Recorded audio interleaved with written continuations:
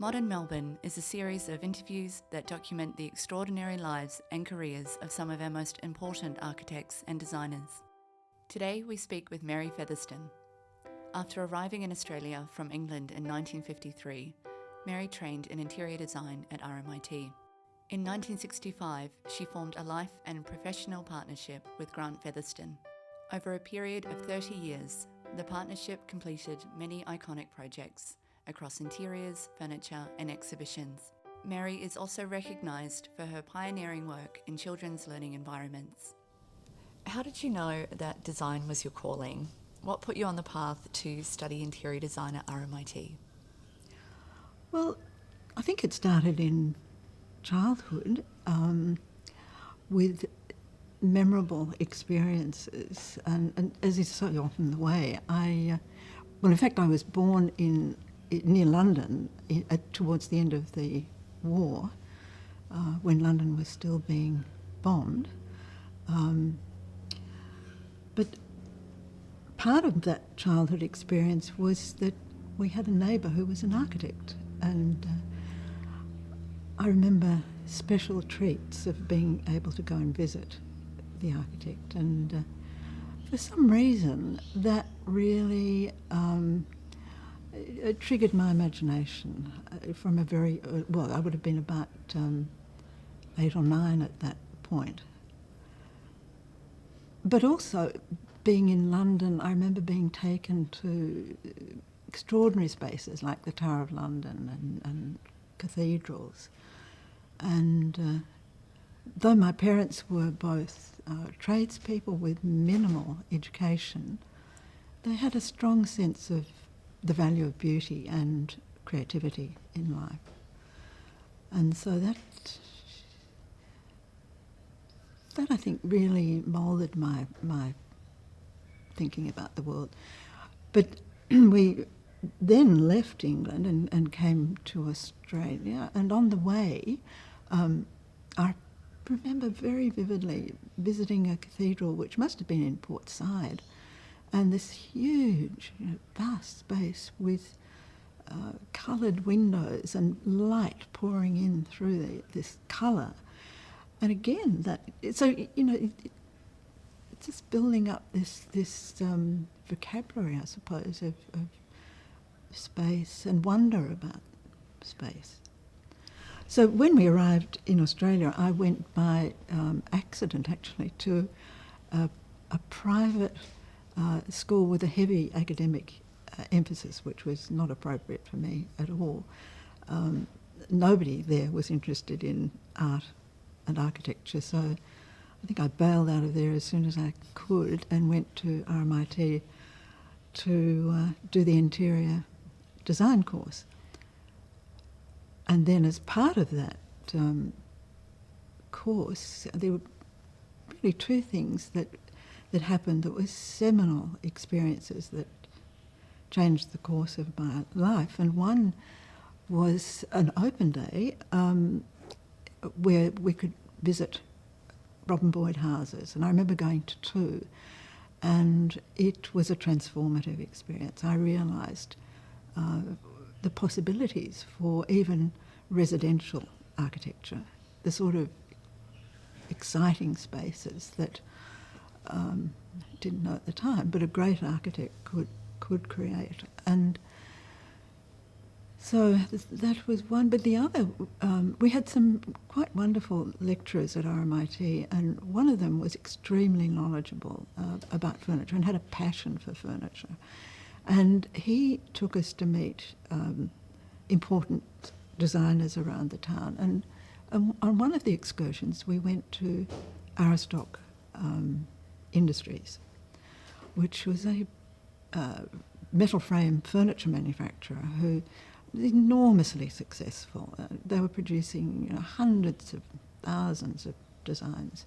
This is in the 60s at that point. And Grant was the designer for Aristoc, and in fact he had helped to build the company into the success that it was. So he met this motley group of students and talked to us, took us around the factory, which was extremely interesting. But the thing that really impressed me was Grant's approach to design. It was he had a very vigorous and rigorous approach to design, and very intelligent. And at that point, he was already well recognised as one of Australia's leading furniture designer. He was, technically and aesthetically excellent. So I then badgered him to see if I could work in his small studio at Aristoc. So those two, coming to know both Robin and, Robin's architecture at that point and Grant was extremely important to me. So I'll come back to Grant and your life and career with Grant, but I'd like to speak about Robin Boyd. And he is a reoccurring figure in your life and career, and you've just spoken about him and that wonderful experience that you had at the Open Day. But then you went on to collaborate and partner on the Expo Talking Chair, on the NGV fit out and furnishings, and then on this wonderful and extraordinary house that we're sitting in today. How has he impacted your life and your career? Oh, in so many ways. But really, to go back to the beginning, Grant and Robin had a long association. They'd done some important projects together, including a 1949 exhibition, the House of Tomorrow, in which promoted the idea that good design can enrich everybody's everyday lives. But also Robin had championed Grant's early contour work, which was highly innovative and experimental. But Robin promoted it in the press through his column, and used it in his building. So they had developed a very strong mutual respect for one another's work and approach, and I think shared a very similar approach and aesthetic, really. So then we married in 1965 and formed a partnership because we'd found that even though we had this 20-year age gap, we in fact shared very similar responses to all sorts of things in life, particularly nature and music, film, visual arts. So we'd formed a life and professional partnership, and the first commission was from Robin to design the talking chair for the Australian Pavilion at Expo in Montreal. And though Robin hadn't actually designed the building, he had this remarkable idea for the exhibition within the building, because he said, people get so fatigued in these enormous world fairs, and that what he wanted to do was to create a very comfortable sort of salon-like environment with chairs that, as you sat into them, you triggered information through the headphones about Australia. So this was, in fact, a very technically and aesthetically challenging project, because the form of the chair had to be comfortable, like a lounge chair, like a wing chair Robin had in mind. But also it had to hold the technology, the audio technology, and it had to relate to this vast space. And so the form that Grant came up with was, I think ideal. It was, like a tulip shape that held the human body very beautifully, but also technically it worked very well. So Expo was a technically challenging project in that there was very little time, and these large chairs had to be transported from Melbourne to Montreal in a very short period of time. So in that case we worked with expanded rigid polystyrene to create the shell. And that was an excellent solution because it enabled Grant to work in curvilinear forms because it's a moulder technology, but it was also lightweight to get it to Canada, so it was very successful in that way.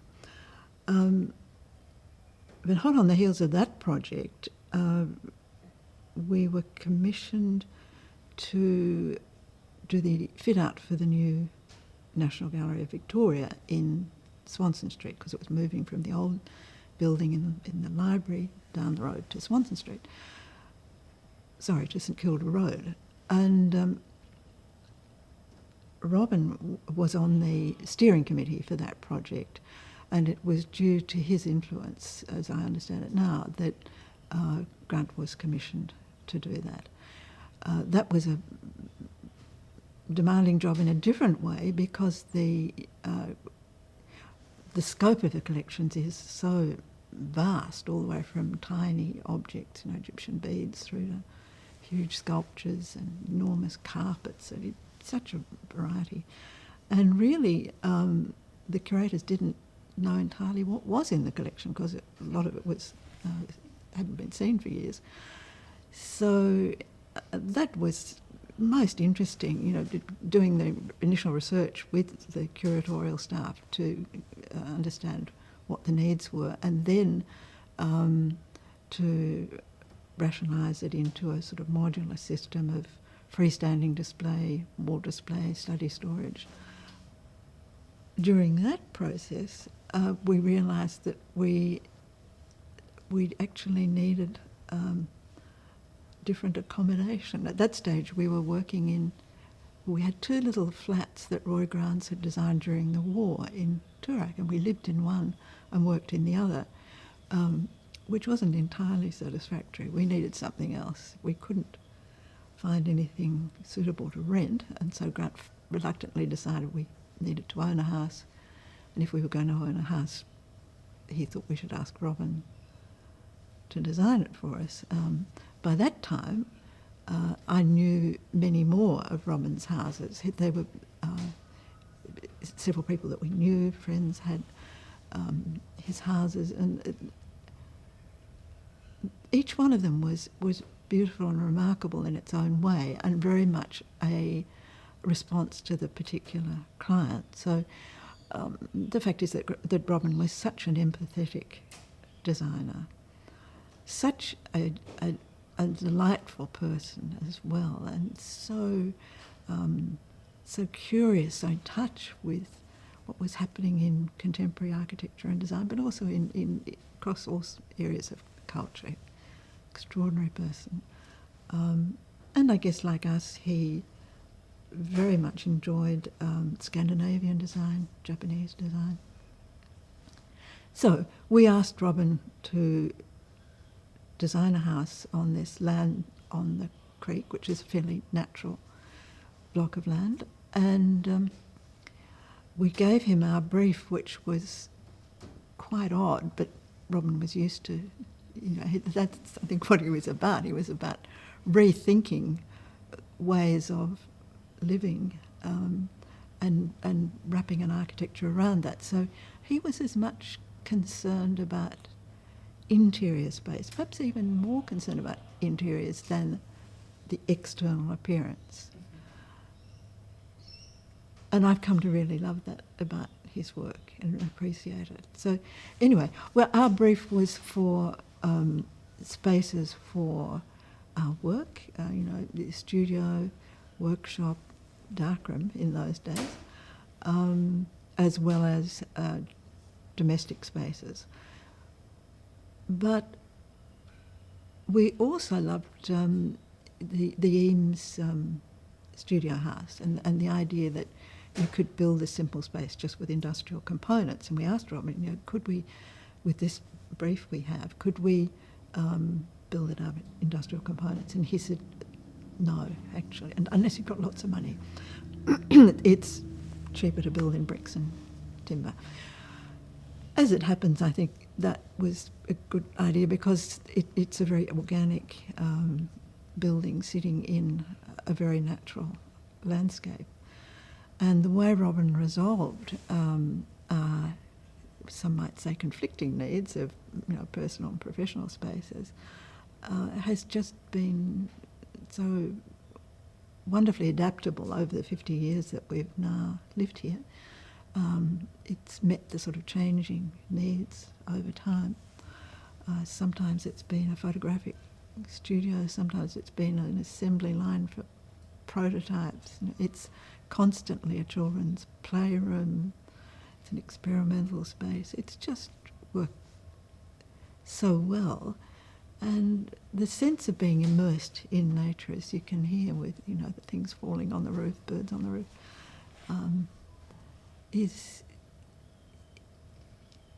it's given us such pleasure over such a long time because it is constantly changing. And now you're preparing to live here for many more decades with your growing family and grandchildren. So it's incredibly adaptable. It's wonderful how it's supported so many decades of a wonderful and rich life. Yes, and it has to be adaptable to do that.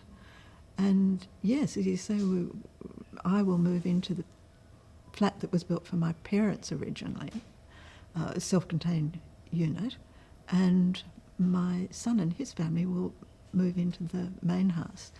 So we continue, yes. Now, we can't reflect on your life and career without talking about the ultimate partnership with Grant. You went from working with Aristoc Industries to moulded furniture to working with Uniroyal and many other furniture brands and companies. Can you tell me about the trials and tribulations during that period, and also what Grant's lasting legacy is on your career? Well, in having had a very long association with Aristoc, which came to an end around 1970, sadly, we then had to find other clients urgently. But we wanted to continue innovating, we wanted to continue finding new ways, new technologies, new materials that could be used in mass production techniques in order to produce affordable, good design. Grant and I were always very strongly committed to that view, that was the role of design. But the search for clients, manufacturers, who were, you could say, courageous enough, but also knowledgeable enough about their technology, that was very, very challenging. And we worked with several different people with varying degrees of success, but the most effective was with Uniroyal, who were then still suppliers to the automotive industry. But we had found out that they'd just got on top of the technology to mould resilient, flexible urethane for car seats. And so we went to them and said we saw potential to use this material and technology for mass-produced lounge furniture and for the domestic market. And they were quite enthusiastic, and so we worked with them for quite a few years and did a number of ranges for them. And it was a very interesting project because we were actually able to reduce the chair, a lounge chair, to 3 components. The moulding that came straight out of the mould, one piece like a bun, a 2-way stretch cover that could just be pulled over and tied around underneath, and a base, and that was it. That was a chair. And they were relatively affordable. It was I think a very successful project. But Uniroyal, who was an American company, was subsequently taken over by Bridgestone, which was a Japanese company. And at some point, somebody in a boardroom in Tokyo said, well, what are we doing making furniture in Australia and pulled the rug on the project. So it, like the end of Aristoc, it was another. Look, it's been a roller coaster ride, I'd have to say. But to the question about the legacy that Grant has given me, I think it is he was so courageous, he was so skilled in so many aspects of design, particularly in form giving. He had a superb sense of form. Whereas my interest was more in space, his was in form. But it was the process that I particularly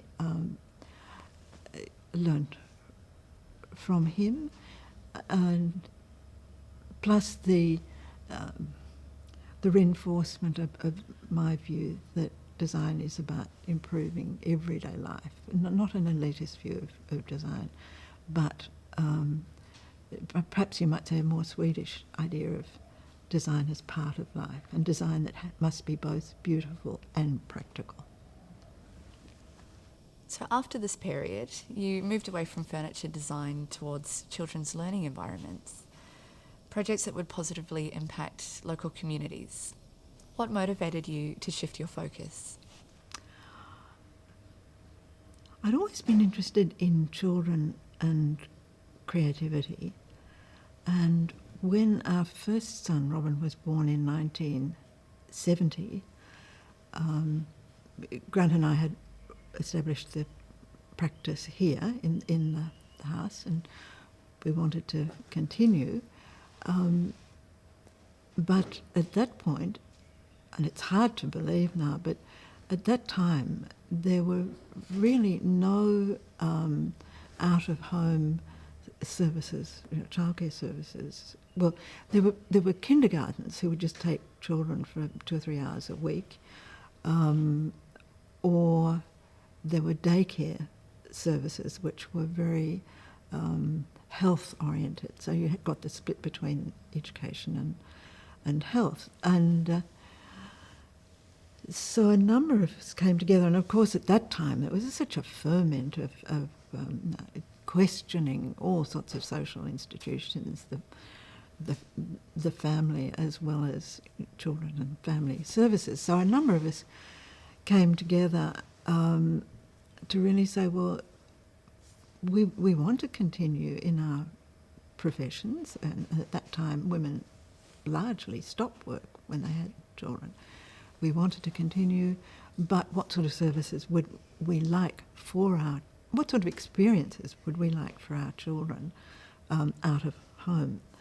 And so it was a very interesting activist group who were really reconceptualising the form of the service, the sort of relationships that we would want between adults and children in the services, the length of time they needed to operate, how they would sit within the community, all these sort of questions. We wrote about it, published about it, and set up neighbourhood groups to establish their own children's services, little neighbourhood houses. So the idea was that they were embedded in the community close to the children and families that used them, and that they were staffed by the parents in part, together with professional staff. So as we discussed these ideas, as a designer, it seemed to me that they were also asking for different sorts of physical environments to those that we knew, the open kindergarten space or the separated daycare centres or singular classroom schools. There was no model that seemed appropriate to this new way of thinking. And I became intrigued, and we in fact got a Commonwealth research grant to look at these new play learning needs at that point of preschool children. And so a number of these centres were set up with new thinking about the environment, and I think it was that experience, together with my observation of children in this house, where I came to see children as incredibly curious, active, imaginative, and one would find them, deeply involved in doing things, and you wouldn't say they were either play or learning. It was all intertwined. So I formed a view about, what children were, how they liked to be in the world, and how they're driven to make meaning of their world. And at that time, I also started thinking about the cultural institutions and how they respond to this view of children. And the fact was, again, it's hard to believe, but at that time, the gallery, the museum, had no way of responding to children at all. Everything was behind glass in cases. And so then I got together another group, and we started to agitate to the Arts Ministry, finally to the museum, to think about setting up a children's museum. And finally the museum set aside a very beautiful gallery in the old building and commissioned me to develop and design interactive exhibitions for that space. So that again was a new way of looking at things. It was breaking away from the model of the adult museum to rethink, well, how do you respond to children who learn through all their senses as well as their intellect, and who have, all sorts of experience of life and questions. How do you bring those together? How do you bring together the fabulous collections and expertise of our cultural institutions together with these, wonderful questioning minds? And so the first exhibition was about the human body. We decided that would be a good topic, it affects everybody. And from my study of what had been going on in America, where they developed a lot of children's museums, not so much in Europe, but from that reading, it seemed to me very important to consult directly with children. And so I set up a process of going to children and talking with them about what they would like to see in the first case, in an exhibition about the human body. And it was such a wonderful experience because the children were so full of ideas, and not only ideas about the content that they wanted, but also how it could be interpreted in the museum. So that led to a highly interactive thematic exhibition, which was enormously successful. I mean, one has to say there was very little competition at that point. So there were huge visitor numbers. And it was just marvellous to see the way children and families interacted with these exhibits, how they would test things out, talk about them. And that led me to then questioning, well, if this works so well for children, if they're so engaged, why are schools so different? And so several decades later, I think I'm still asking the question. Through my interest in Scandinavian design, in a wonderful magazine that we used to get called Form from Sweden, I read about an amazing project in Reggio Emilia in the north of Italy. And this was a system of schools that had been established in the 60s who were really very much taking the view that children are competent and curious. And how do you design a pedagogy and physical environments to support that? And so I went to visit Reggio Emilia in 1992, and that was such an affirming experience to see that this community of people, this whole community, whole city, supporting this network of schools that were doing such wonderful things with children. And from the very beginning, they realised, particularly the director, Loris Malaguzzi, realised that you cannot change the pedagogy, you can't change the relationships and experiences within the schools unless the physical environment supports that. And so that was an enormous learning experience for me.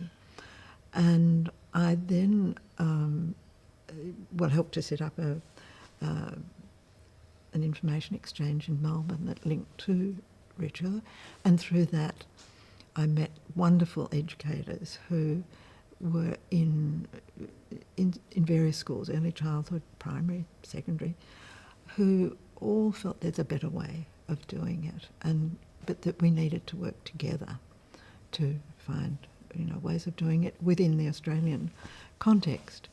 And that led me to Bialik College, who were then establishing a new early learning centre, and they were enthusiastically taking up ideas from Reggio because it was very compatible with their approach.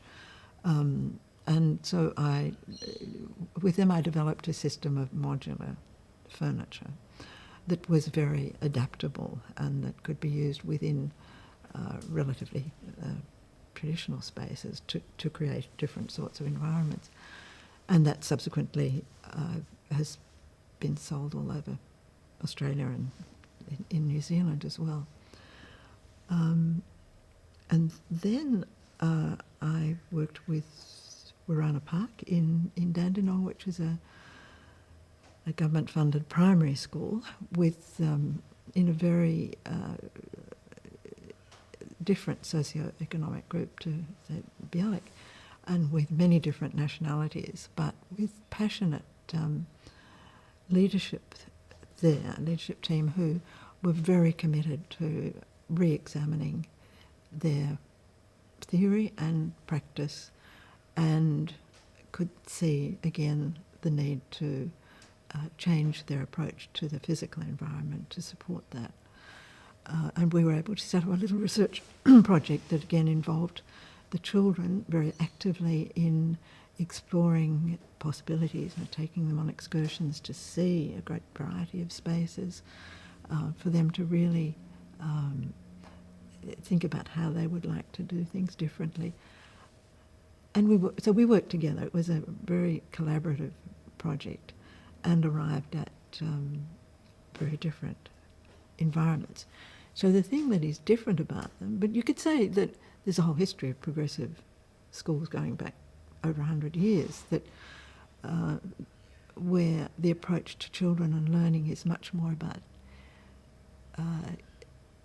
recognising that children need to learn actively.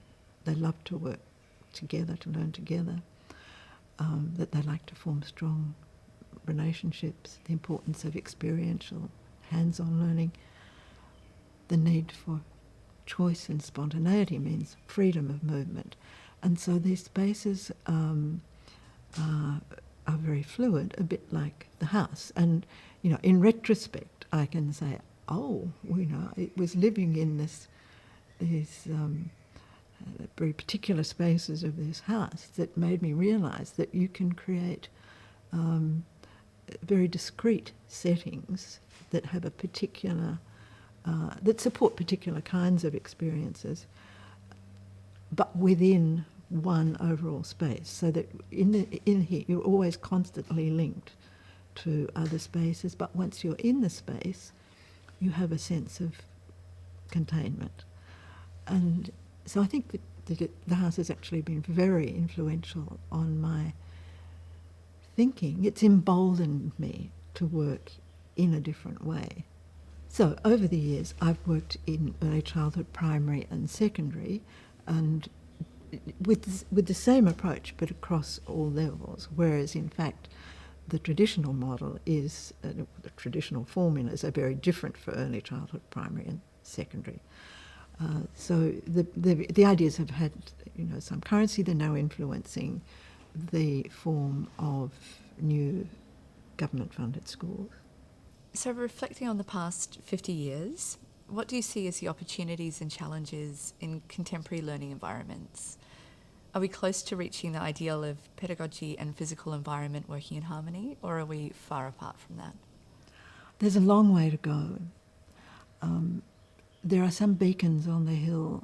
There are the remarkable projects like Rich Armenia that continually evolve over decades.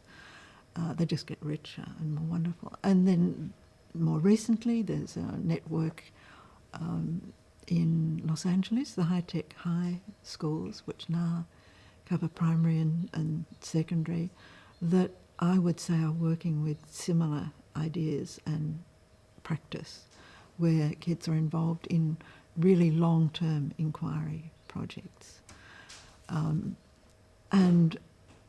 very active and very relevant. They're really calling on children's interests and experiences, but linking it with passionate and knowledgeable teachers.